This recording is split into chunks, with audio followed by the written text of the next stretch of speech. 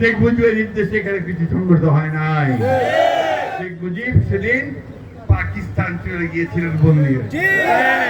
26শে March রাত্রে তিনি যে ঘোষণা করেছিলেন, I, Major Zia, declare independence of Bangladesh and I revolt, করে সমগ্র সেনাবাহিনীর সদস্য যারা বাংলাদেশি ছিলেন এবং অন্যান্য সংগঠনগুলো তারা একত্রিত হয়ে যুদ্ধে ঝাঁপিয়ে পড়ে এবং মুক্তিকামী সাধারণ মানুষ, যুবক, তরুণ তারা যুদ্ধে ঝাঁপিয়ে পড়ে। এটাই আমাদের প্রকৃত ইতিহাস। কোন একজন ব্যক্তির হুকুমে নির্দেশে, অর্থাৎ সেই একমাত্র ব্যক্তি শেখ মুজিবের নির্দেশে এখানে কিছু সংঘটিত হয় নাই। শেখ মুজিব সেদিন পাকিস্তান চলে গিয়েছিলেন বন্দী।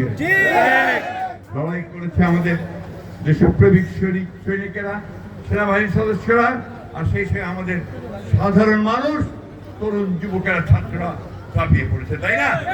ইতিহাস, তাই তো বন্ধুগণ। আমি অতিচারিত করতে চাই না।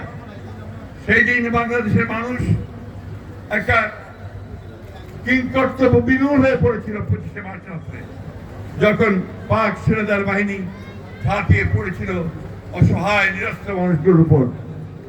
তখন এই শহীদ জিয়ার সেই কণ্ঠ, সেই নির্দেশ সমগ্র বাংলাদেশের মানুষকে বিদ্যুতায়িত ইলেকট্রিফাইড করে মানুষকে ঝাঁপিয়ে পড়তে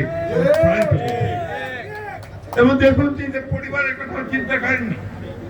বেগম জিয়া, তার দুই পুত্র, যার একজন এখন আমাদের প্রধানমন্ত্রী তারেক রহমান সাহেব, তাদেরকে রেখে দিয়ে তিনি যুদ্ধে চলে গিয়েছেন। আর আমাদের নেত্রী দেশনেত্রী বেগম খালেদা জিয়া, তিনি প্রথম নারী মুক্তিযোদ্ধা। তার কাছে যখন হাবিলদার এসেছিল যে আমরা অস্ত্র নিয়ে যাচ্ছে, পাকিস্তানের বাহিনী যাচ্ছে, আমরা কি করবো, নির্দেশ দিয়েছিলেন আপনারা কেউ অস্ত্র সমর্পণ করবেন না, অস্ত্র দেবেন না। তারপরে আমাদের নেত্রী দেশনেত্রী বেগম খালেদা জিয়া সেখানে কিছুদিন অপেক্ষা করে তার এই শিশু পুত্রকে দুই হাতে ধরে তিনি গোপনে বোরকা পরে তিনি একটা লঞ্চে করে, জাহাজে করে ঢাকায় সেই উপস্থিত হন এবং তার কিছুদিন পরে তাকে আবার পাক হানাদার বাহিনীরা গ্রেফতার করে সেনানিবাসে জেলখানায় নিয়ে যায়। এটা হচ্ছে ইতিহাস। যে কারণে আমি বলেছিলাম যে বাংলাদেশের প্রথম নারী মুক্তিযোদ্ধা হচ্ছেন বেগম খালেদা জিয়া।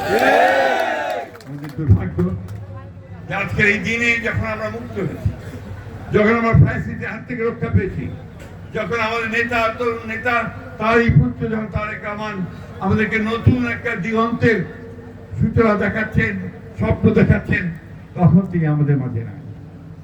তিনি ফিজিক্যালি না থাকলেও তিনি স্পিরিচুয়ালি, তার আদর্শ নীতি আমাদের সঙ্গে সবসময় আছেন এবং ভবিষ্যতে থাকবেন।